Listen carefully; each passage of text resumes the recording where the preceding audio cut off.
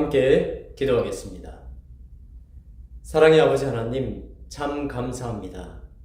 귀한 생명 주시고 이 하루의 삶을 다시 살게 하시니 감사합니다. 매 순간 성령의 도우심 없이 바르게 살아갈 수 없는 죄인임을 겸손히 고백합니다. 오늘도 주시는 말씀에 의지하며 살기를 원합니다.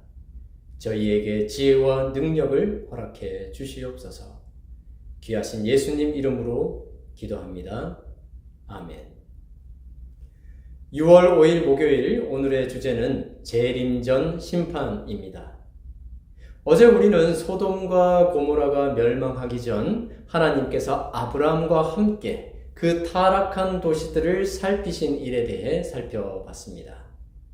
이 일은 마지막 때에 세상이 불의 멸망을 맞이하기 전 하나님께서 구원받은 의인들과 함께 심판하시는 일이 있을 것을 미리 보여주십니다. 그 심판은 재림 후 하늘에서 1000년 동안 있을 것입니다.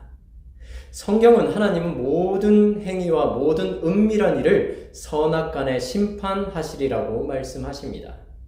그리고 사도 바울도 우리가 다 하나님의 심판대 앞에 서리라고 기록합니다. 그렇다면 멸망당하는 죄인뿐만 아니라 그리스도께서 의롭게 하시는 하나님의 백성을 대해서도 심판은 이루어져야 하는 것입니다. 바로 그 심판을 우리는 재림전 심판 혹은 조사심판이라고 말합니다. 다니엘서 7장은 재림전 심판을 우리에게 보여줍니다. 다니엘서 7장 9절과 10절은 심판이 이루어지는 모습을 보여줍니다. 천천만만의 천사들 앞에서 심판을 베푸시는 하나님께서 좌정하시며 모두가 다 볼 수 있도록 심판의 근거가 되는 책들이 펼쳐져 있습니다.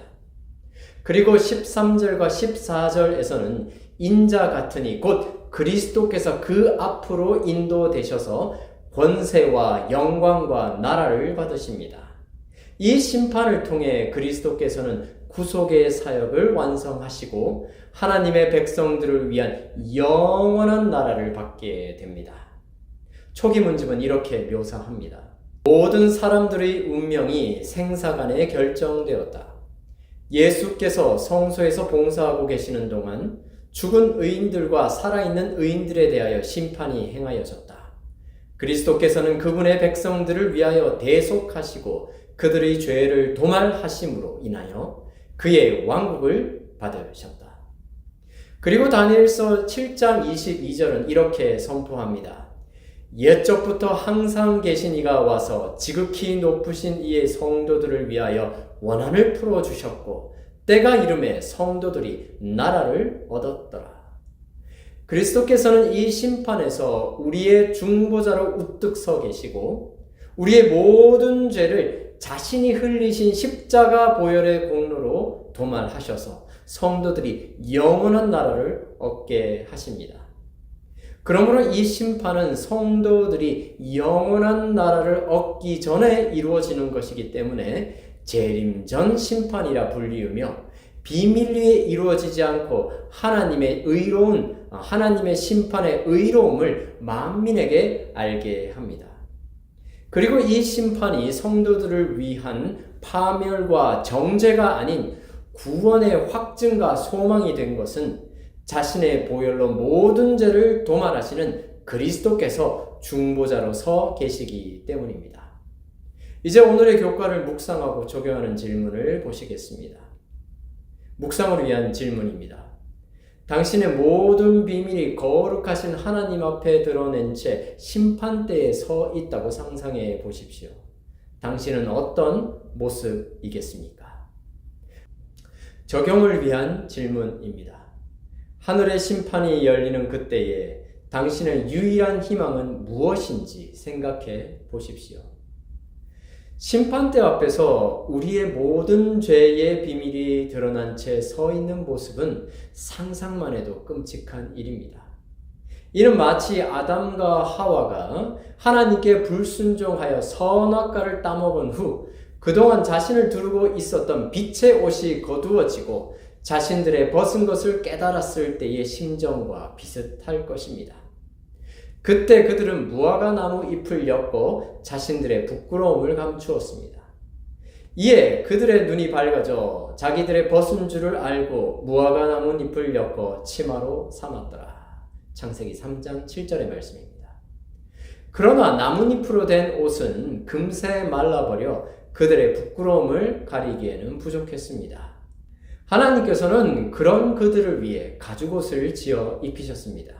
창세기 3장 21절입니다.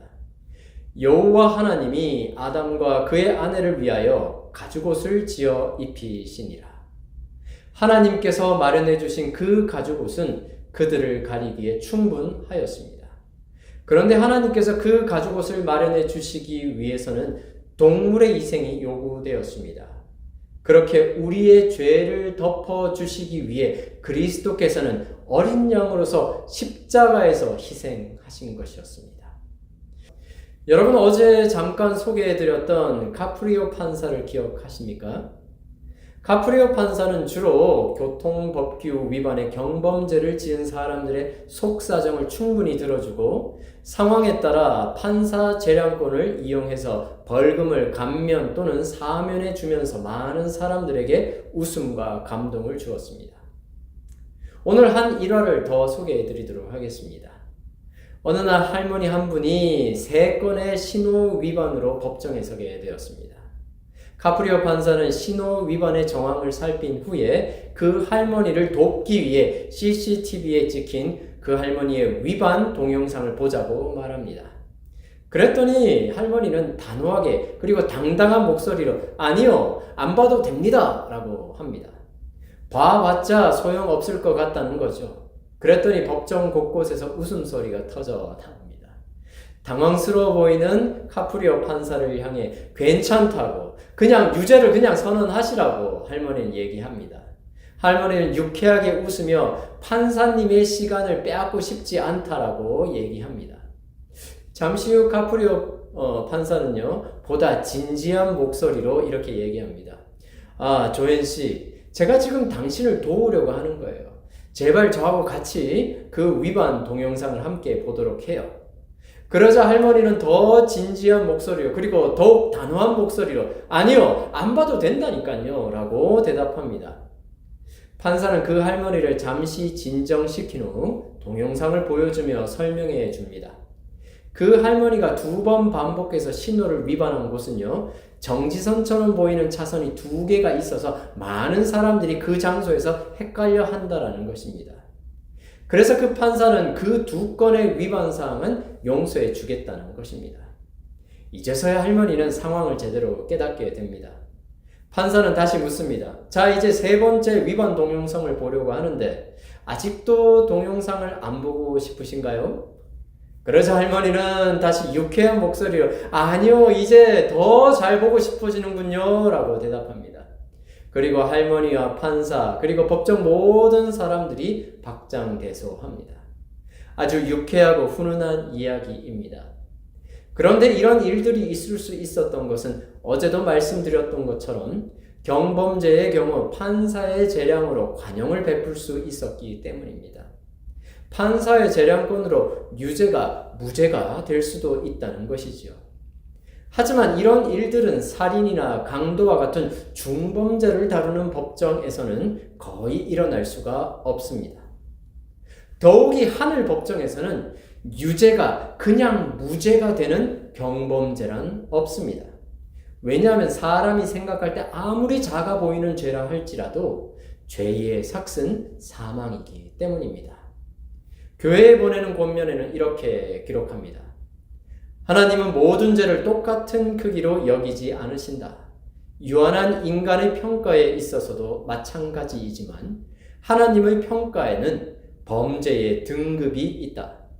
그러나 사람들의 눈에는 그들의 행동에 나타난 이런저런 잘못이 아무리 사소하게 보일지라도 하나님의 눈에는 어떤 죄도 작게 보이지 않는다. 하늘에서 진행되는 심판 때에 크든 작든 우리의 모든 죄가 기록된 책이 펼쳐지고 숨김없이 우리의 죄가 그대로 공개될 것입니다.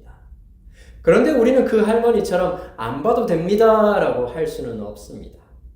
죽음으로 치러지지 않고서는 어떤 죄도 그냥 넘어갈 수 없기 때문입니다. 그러나 우리에게는 그리스도가 계십니다. 우리의 모든 죄가 남김없이 공개되지만 주님께서는 십자가에서 흘리신 자신의 보혈의 공로로 그 모든 죄를 도말하십니다. 부조와 선지자 357페이지입니다. 최후의 보상의 큰 날에 죽은 사람들이 자기 행위를 따라 책들에 기록된 대로 심판을 받을 것이다. 그때에 그리스도의 속죄의 공로로 말미암아 회개한 모든 사람의 죄가 하늘책에서 도말된다.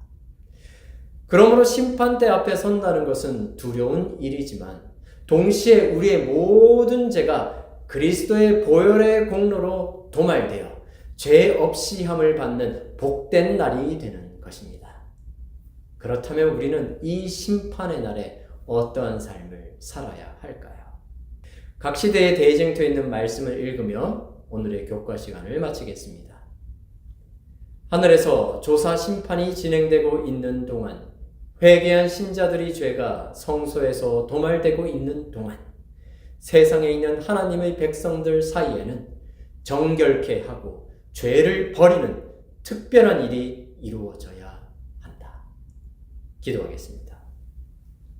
사랑의 아버지 하나님, 아무런 자격도 까닭도 없는 죄인인 우리에게 심판을 통해 하나님의 의로우심과 사랑을 보여주시니 참 감사합니다. 매일 매순간 주님의 보혈의 공로를 의지하며 겸손히 주님의 발자취를 따라 살아가게 하여 주시옵소서. 우리의 유일한 희망이신 주님을 언제나 바라보며 살게 하여 주시옵소서.